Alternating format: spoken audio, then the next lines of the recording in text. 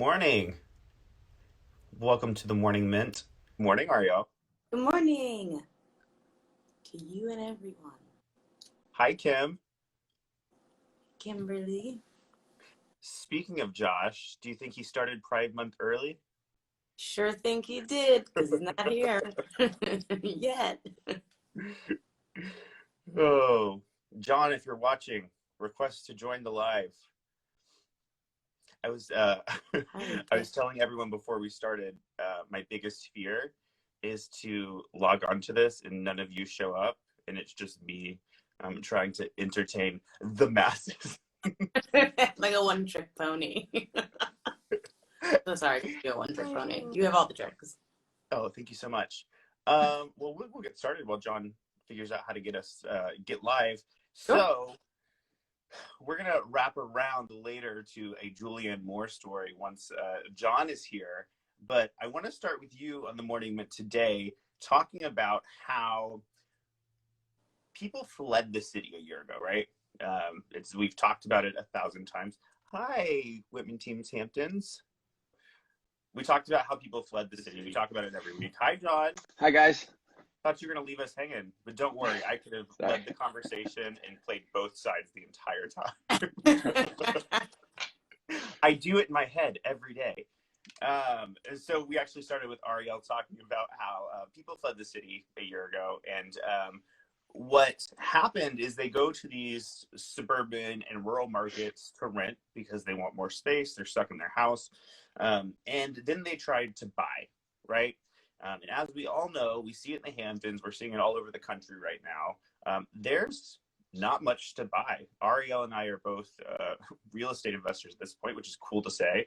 And we try to purchase, and it's just been a crazy experience. So, Arielle, what do you think? How do you think that's going to impact people renting again? And do you have any predictions around, all right, people can't buy, they're going to rent. What's that going to do to rental prices? What's that going to do to rental prices in New York, or just like in the country in general? Well, I think in the country in general, it's of course going to drive up rental prices. But really, what I'm curious your thoughts on, is it going to drive people back to New York City specifically? I think people are going to have to rent, right? There's nothing to buy. So, but are people going to be renting in New York City? That's a great question. I think if it's somewhere close, like a Philadelphia or, I don't know, in upstate New York, something like that, sure, maybe people will flee back because it's easy. But I think if you made the conscious choice to leave New York, you're probably not coming back. And you're probably finding a rental somewhere over there nearby where it's cheaper, bigger, for all the reasons why you left in the first place, right? Yeah, I don't think anyone who's really doing the New York thing is coming back just because they can't afford to buy something somewhere else. If you left, you left. If you're here, you're here. So you're saying that you think if and when, I think it's a when, New York City fills back up, it's going to be with a whole new population of people that's never lived here before. Totally. I think the people who stayed are the people who are going to still continue to move. And then I think that people are seeing that there's a massive opportunity to get rents lower than they've ever had them before and finally enter into like the big dream of NYC. And this is like the perfect time to do it. So I read an article the other day about how I think it was like 64% of millennials regret something about their home purchase. And the whole time I was just thinking, of course we do. Of course we regret our home purchases. That's just the generation that we are. Yeah, bought it in Bitcoin. Given that, well, one of the reasons cited was it was like the two top reasons cited were the maintenance on like maintaining your own home. Like we're used to renting, we're used to somebody else taking care of our homes. And the second is the cost of home ownership, like even outside of mortgage and mortgage insurance and everything that goes along with that. So I'm wondering, those 64, now not all of those 64%, but a subset of those people, if they're eventually going to go back to renting. I could totally see that. I grew up in the city, so when I got older and people were buying houses, I was like, what's a house? Like, what do you need? Like, you have to like mow a lawn and like pay people to like do stuff for you. It's a lot of work. I can't imagine doing that on an everyday life. But also, they haven't got around to tax time where they will see the incentives of, be able to write off some of these expenses, interest rate. Sure. Oh, I hope that's true, John. I really hope that's true for my sake. Yeah. Arielle, besides that, what's going on in New York City right now in the rental market? Ooh, well, I think we're all aware that Memorial Day is this weekend, and doesn't everyone need a little bit of vacation? If you couldn't afford to go on vacation, or you just can't make it on vacation, the beaches are open this weekend for the first time the whole season. So you can go to Bar Rockaway, you can go to Tilden, you can go to Long Beach, all the beaches. It's very exciting. Arielle was so excited to talk about the beaches opening that she totally skipped over what's happening in the New York City rental market. Oh, yeah, that whole thing. She's like, but the beach. I will say a lot of the roomie shares are back. We are having a ton of people coming to flood the East Village and the Lower East Side and Soho and downtown like they used to. So some semblance of the rental market is definitely coming back. All those 3 and 4 and 5 bedrooms at $7,000 and $8,000 and $9,000. They're here. Multiple applications. We're feeling it. I think New York is on its way back for sure. Yeah, one of the cool things that Triplement does for our rental agents is we generate business for them, and what you and I can do as part of the management team is we can kind of see what those introductions are going out. And it's been really cool to see that for the first time in a long time, we're seeing those big budgets again. Now it's big budget shares. It's like the 5,500, the 6,000, the 6,500, the 7,500. And for so long, we were just servicing individuals and duos. So it's been really cool to see those go out again. And it's a sign of what's to come, I believe. For sure. Fully agree. Yeah. Well, cool. Thank you, Arielle. And you already told us about the beaches. Now to remind everybody, the beaches. I was just so excited. Everyone go to the beach. We love the beach. John, let's go over to you and the Hamptons. Now, I read a really funny, interesting, cool story about Julianne Moore. We all love Julianne Moore. She's America's actress. I don't know if that's true, but she has been trying to sell her Hamptons home, her Hamptons cottage, for 6 years. She listed 6 years ago for $3.5 million.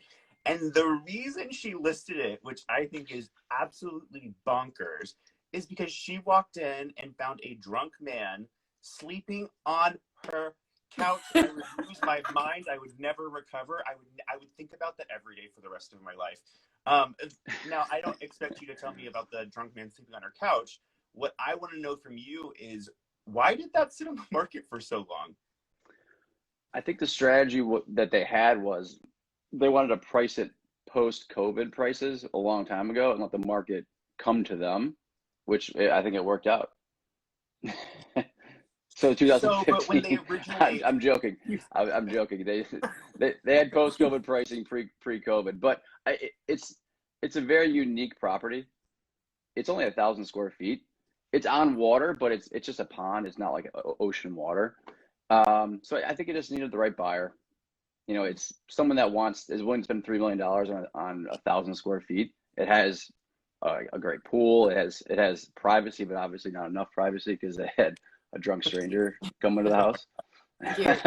It's walking distance to town and to the beach. But again, though, it's a very unique property. It's like a 70-year-old home. Not many bells and whistles. So it was listed for 3.56 years ago. So John, let's talk about the pricing strategy here. 6 years ago, if you had this property and you listed it to sell quickly, what would you have listed it at? 1.8. 1.8? Wow. Which actually makes sense because it just sold for 2.9, and that makes sense given all of the demand in the market. Yeah. I think that's really. Go ahead. Oh, I was going to say the other thing with Montauk is you have a little bit of a smaller buyer pool than the rest of the Hamptons because it is a smaller area.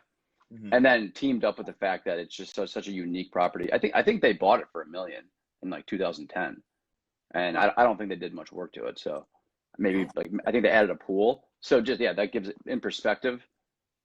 It is what it is. Yeah. Cool. The other thing I wanted to talk to you about, John, is, we've been discussing week over week about how, Hamptons is on fire. And I think that's indicative of a lot of markets outside of urban markets right now, but, specifically the Hamptons. And what we're really seeing is that it's becoming less of a second home market and more of a primary or co-primary home market. And I was thinking last night, what, when I'm shopping in like my hometown versus when I'm shopping in like a town I'm vacationing in, it's a totally different experience. So I was wondering if you had any opinion on how the lifestyle in the Hamptons is going to change with it becoming a primary market. Well, I see it from more the perspective of having kids, and there's definitely been a shift there. The school population has, I think, in some schools has doubled the classroom size, and at the very least, like 30% jump in the like in our school, for instance, it's 30%. But when it comes to camps, after school programs, those are now like really hard to get into. You have to book them well in advance, or else you're out of luck, and that was not the issue before. So from that side, that's like it's changed so dramatically. The whole culture of growing up here is going to change. Yeah, and I'm assuming, given that it was really a summer market, you brought up families, the development there is going to have to kind of stray that way. There's going to have to be things for kids and families to do all year around. So I think we're going to see, a lot of commerce around that happen as well. Oh, for sure. There's already camps and like summer sports programs like Bulldog baseball camp. They're city camps. They're coming out here year round. Wow.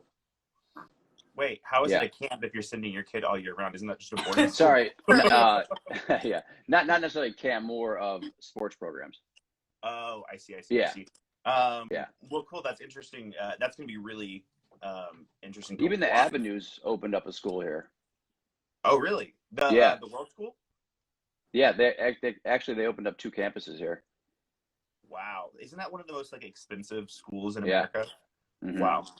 Makes sense. Right now, the other Avenue School is in Chelsea, right? Yes. Cool. Well, that is a sign of kind of how that population is changing. What else is going on in the Hamptons real estate market, John? So we're starting to see an influx of inventory, which is typical from early May to Memorial Day, seeing that like this is the peak season. And a lot of no sale listings. The rental season, I mean, it technically starts today. Like if you rent it for the summer, you're moving in today. Wow. It's generally a Memorial Day to Labor Day rental. So what's left is, people that still have June and August to rent.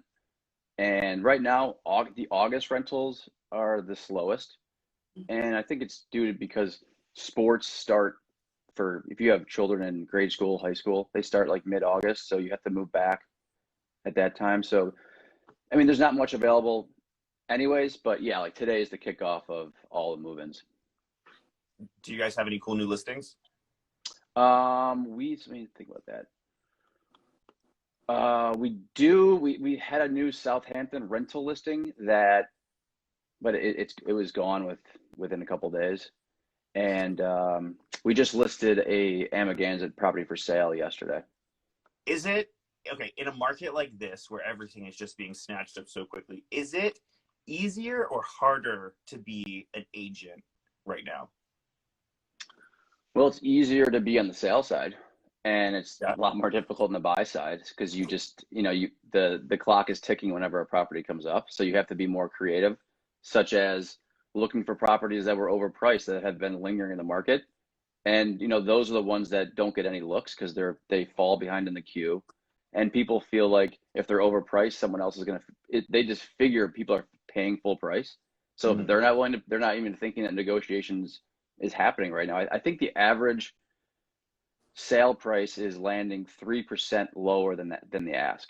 Wow. So if you're 10% or 15% over ask, they just figure why even bother? It's not going to happen. So those just and I actually think it's a buying opportunity for buyers. That's what I tell our buyers is look for those properties, because you might think that everyone's paying full price, but maybe the owner is willing to negotiate. They just have the wrong price, and in turn, no one's calling them. Wow, it's really interesting. I think something we always say is something is only worth what somebody's willing to pay for it. So right. I think that's a good example of that. John, what's going on in the Hamptons this week? The opening of East Hampton Point, it's actually renamed EHP. It's a resort on 3 Mile Harbor. It was not open last year, and it just sold, I believe, in the last 4 months. Is it a new build or? No, not a new build. It has cabin hotel rooms, not many of them, tennis courts, restaurant, and they just rebranded the whole place.